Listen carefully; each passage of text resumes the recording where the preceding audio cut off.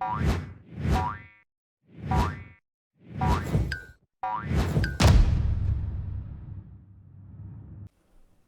and welcome back to Frogboy X1 Gaming. I'm Andrew and we're checking out some of the Drive Club. Drive Club bikes. As to be completely honest with you, this is one of those diamond in the roughs. I think the PlayStation really freaking screwed up when they got rid of freaking Evolution Studios. This game is such a freaking, like, this holds up really well, to be completely honest with you. Obviously it's 30 frames per second. Clearly it would have been nice if they would have gave us some sort of an update before they can these guys. That would have been pretty freaking sweet. I can't believe PlayStation got rid of Evolution Studios. Like, look at this, man. So I've been playing a lot of bike games lately. You can't even buy this now. I don't even think you can buy this game now. Like, which really sucks. So if you weren't like a longtime fan and you bought this, I mean, this came out the year, I think the year the PlayStation 4 did, or the year right after. But if you weren't like on it and a fan of this and bought like a digital copy, man, or yeah, you do not get access to this game anymore. They completely took this off the market and everything, man. Like, they were that anal about it, dude. I cannot believe Sony would do that. Look at this. Look at the beauty of this freaking game, man. Like, Evolution Studios is such an amazing freaking company. But now they don't have Evolution Studios to fill in their racing gap while they're waiting for Gran Turismo to come out every 7 freaking years.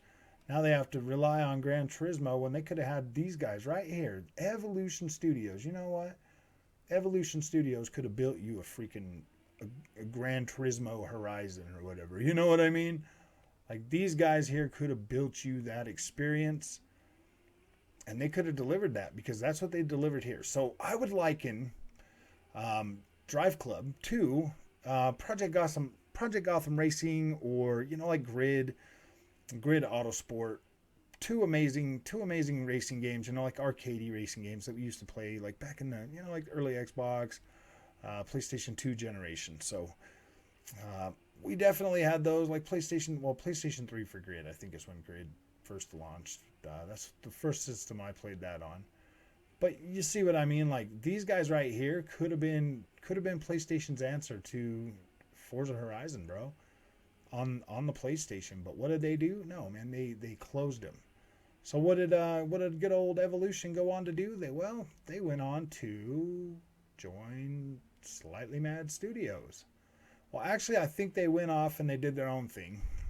They went off and did their own thing and made that other game, Onrush. Onrush was all right, you know.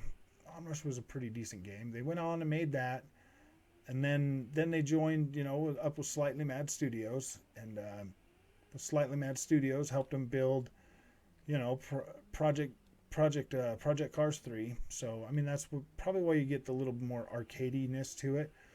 And then now they're over at Codemasters, and they help with that wonderful Dirt 5. That's such an amazing game that, and now they are back with EA. So the reason why I just went through all that is because now that they're with EA, and we all know that EA makes Need for Speed. We all know that Need for Speed Heat could have had bikes in it, and we all wanted bikes in it. We definitely wanted bikes in it. So now that they have that talent behind them, and obviously, like, you can see that this holds up pretty good, man. Especially, you know, compared to like Milestone racing bike games and stuff. This is probably one of the better ones that came out early in the PlayStation generation that that we never really checked out. Now we're gonna go to a different track real quick. Time trial. We'll try. Yeah, Norway looked all right. Let's do what's their longest track, so I can sit here and talk to you about this. This one right here. I like the point-to-point race ones. I don't really like going around in a circle on this game. I like the get down and get her done and race through everything. Like, this is such a fun experience, man. I can't believe they got rid of Evolution Studios. What were they thinking? That probably wasn't the best idea for Sony to get rid of these guys, man. Because look at this freaking world detail. It looks I mean, this does look a little bit rough now, being a early gen freaking PlayStation 4 game. But when this game came out, like this looked great. These guys could have definitely built you something to.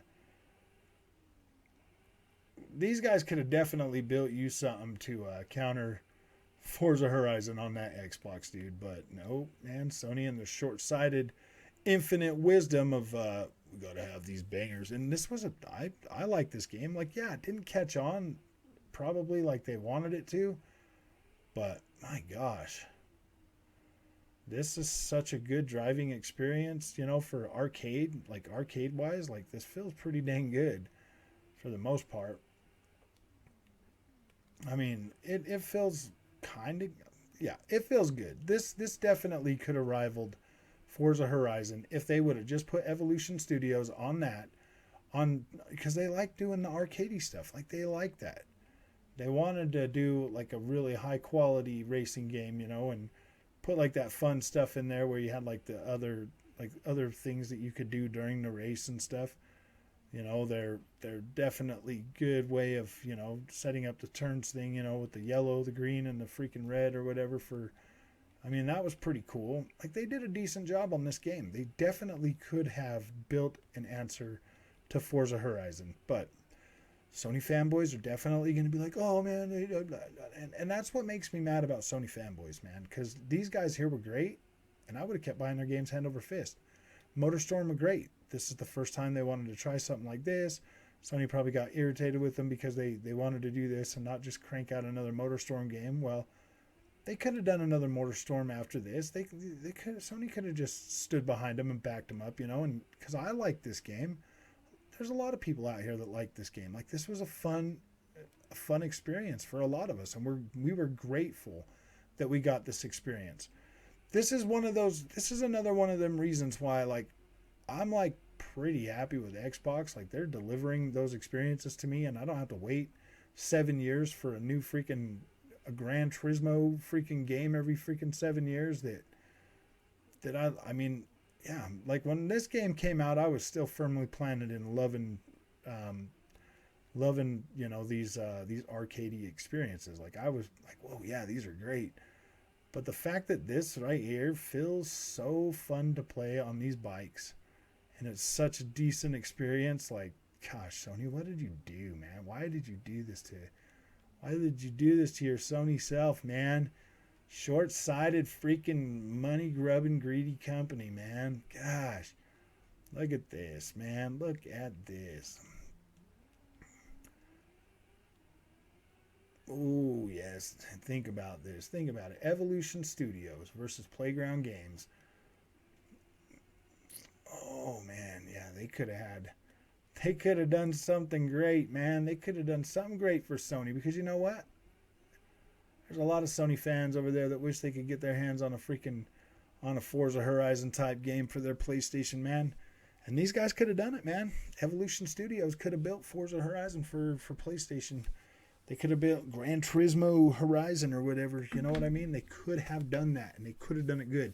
But now they're with EA. So we might actually get bikes and some other cool stuff and like Need for Speed, man. I'm kind of excited. I want to see what that's going to happen. They say they got Criterion doing Need for Speed right now, but why they could have done much better. So, all right.